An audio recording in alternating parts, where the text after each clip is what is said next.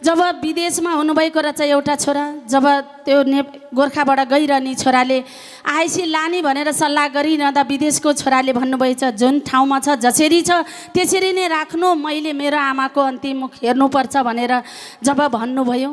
हामी आइतबारको दिन गएका थियौँ, सोमबार उहाँले पाएपछि टिकट लिनुभयो, मङ्गलबार आउनुभयो, बुधबार आउँदा जब फेरि हाम्रो लिडरहरूले भन्नुभयो म्याम हजुर लिडरको उत्साहित भइरहनु भएको छ, हामी पनि जानुपर्छ, कहाँ जान लाने भन्नुहुन्छ सोध्नुहोस् है भनिरहँदा मङ्गलबार कुरा भएको थियो।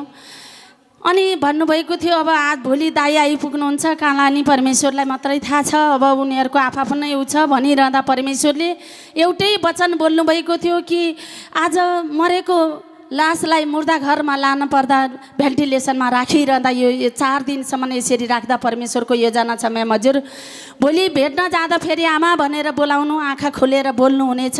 परमेश्वरले यो वचन गरिरहँदा आमालाई भेट्न जाँदा त्यही वचनको याद आएछ, आमा भन्दा त पुर्लुक्क आँखा खोल्नु भएको छ। ईश्वर हजुरलाई करोड करोड धन्यवाद गर्छु मसी येशूको नाउँमा।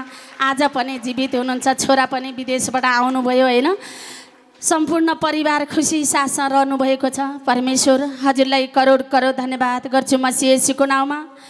त्यही गवाईले यही बुधबारको गवाई हो। राति जब हाम्रो लिडर हुनुहुन्छ उहाँ पनि के अरे जब उहाँको आमा दम थियो, बेस्य